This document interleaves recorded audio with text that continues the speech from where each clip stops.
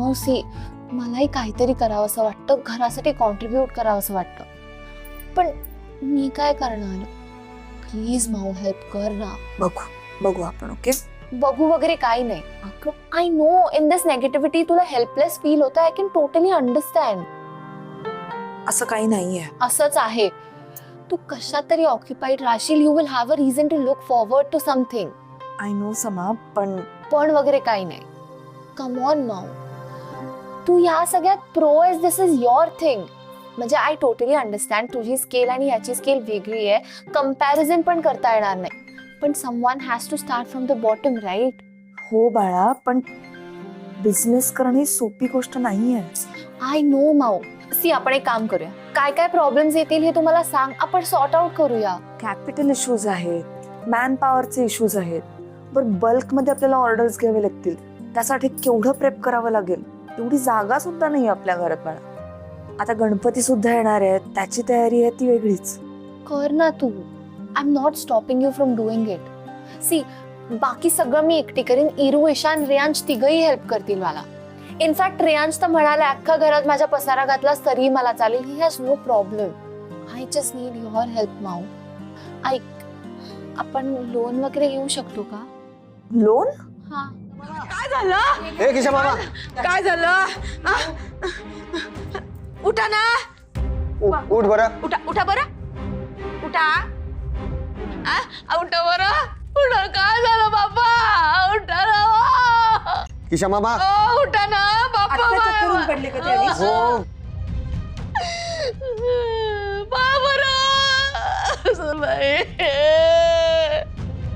दिवसभर राबते बाया माणूस तुमच्या घरासाठी. हे आण ते आण, हे धुई ते धुई. त्याच्या पोटात अन्नाचा दाना न पाण्याचा घोट बापा. आधीच ऍक्सिडेंट झालं होतं ना त्याचा. डोक्यावर पडलं होतं ना. परत काय झालं बाया माणसाले? ए मामा, जरा शांत व्हा. मग बोलणार आहे बाबूने. मामा नाही माहित नाही काय झालं. उठा ना. माग गेले का रे बाबा? नाही, आहे बाबा मला उठाव ना माया माणसाले. ए मामा, उठा ना बापा. मायासाठी तरी उठा ना.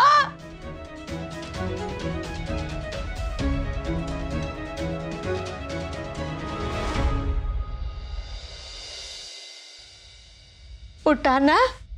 उठा ना. मायासाठी तरी उठा ना बाबा. माणूस उठूनच नाही राहिला. आज काय नाटक सुरू केले नवीन काय कळत नाहीये. नाही ना भाऊजी, नाटक नाही ना.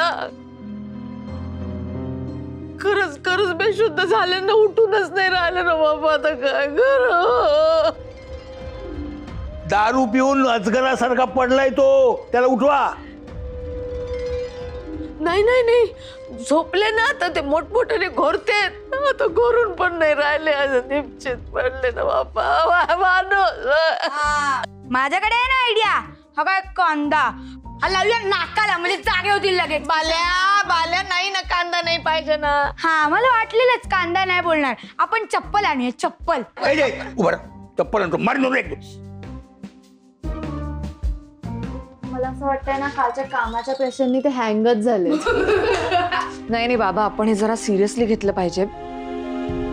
मनीषा, अचानक काल चक्कर कशी काय आली? God news. मला वाटतं आपण डॉक्टरांना बोलूयात. त्यांचं बीपी वगैरे लो झालं असेल. आधीच डायबिटीज आहे, उगाच काही झालं वगैरे तर. काही होणार नाहीये. तुम्ही तुमच्या कामाला जा. मला इकडे कामाला जायला पाहिजे. किती वाजले काय कळत नाही. अरे बापरे, मला आवरायला हवं. अरे त्या ईश्वरला घेऊन जायचंय मला डॉक्टरकडे. बाबा हे बघा, खूप उशीर झालाय. तुमची अजून आंघोळी झाली नाही. मी घेऊन जातो ईश्वर काकाला. अरे पण माझ्या मित्रासाठी मला काहीतरी करायला हवं असेल की नको? तुषारला मी शब्द दिलाय की मी स्वतः घेऊन जाईन याला डॉक्टरकडे म्हणून. बाबा पण आता इथे जास्त गरज आहे ना तुमची. तुम्ही काळजी करू नका. मी घेऊन जातो ईश्वर काकाला. आणि त्याची अपॉइंटमेंट मिस झाली तर प्रॉब्लेम होईल ना. डोंट वरी, मी जातो.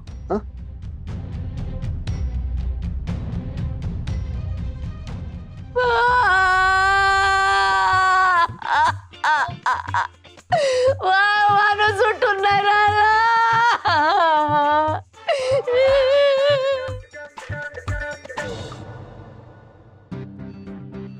काका अरे चल झालंय ना तयार हो. चल आपल्याला हॉस्पिटलला निघायचं. पण अशोक येणार होता ना.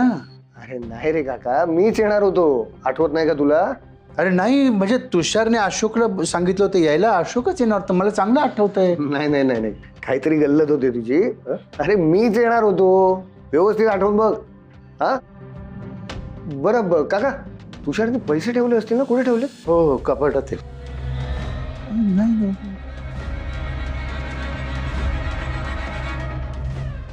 हे काय करतोय तो अनिश. अरे पैसे थांब अरे त्या कपाटात नाहीये. ए ह्या कपाटात आहे इकडे.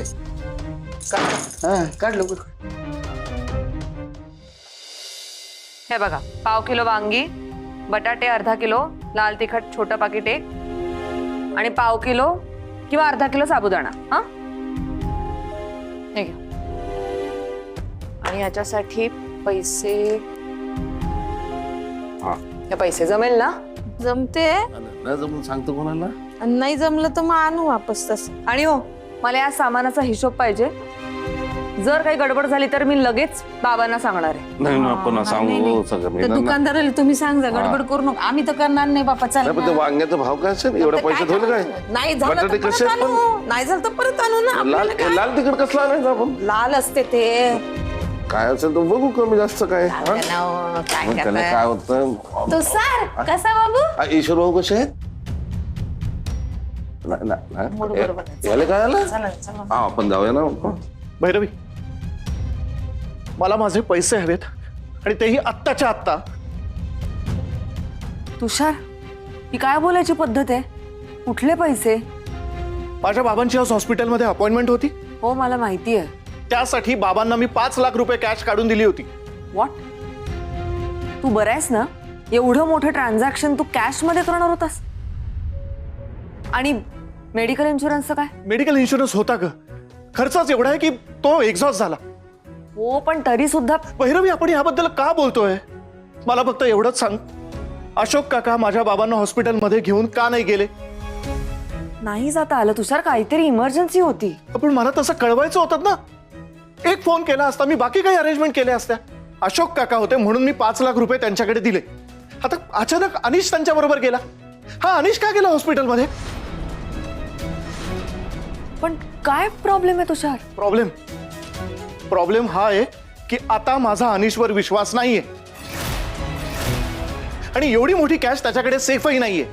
एक मिनिट तुषार. तू काय बोलतोयस तुला कळतंय ना. तू तुझ्या मित्राबद्दल बोलतोयस. मित्र आहे म्हणूनच त्याला चांगला ओळखून आहे मी भैरवी. त्याचं हे सध्या जे काही चाललंय ना पैशांच्या बाबतीत त्याबद्दल तुला काही कल्पना नसेल पण मला सगळी कल्पना आहे.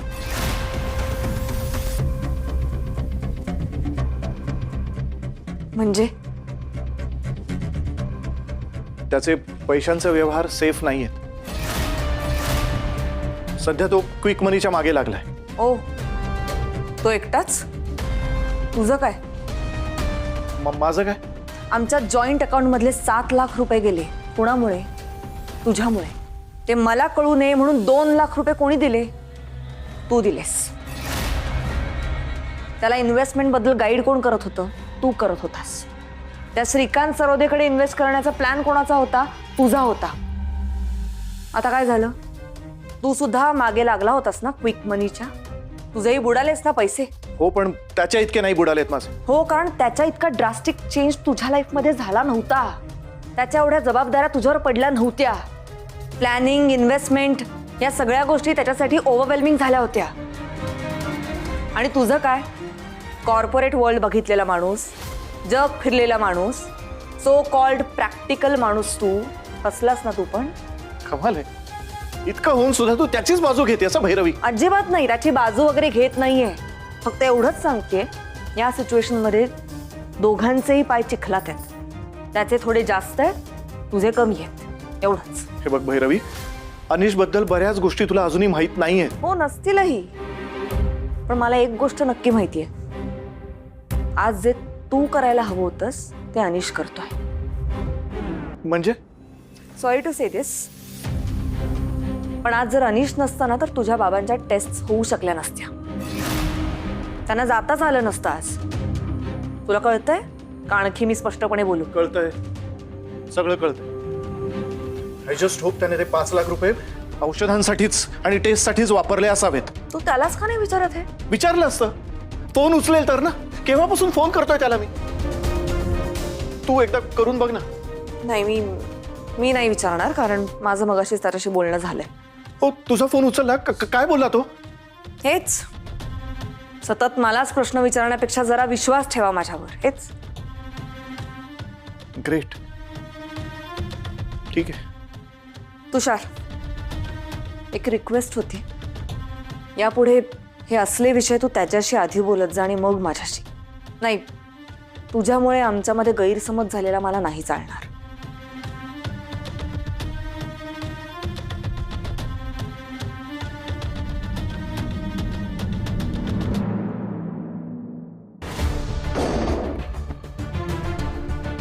बाबू अनिसनं खरंच लफडं केलं असेल ना. मला तर वाटतं 5 लाखाचा गपला करून राहिला.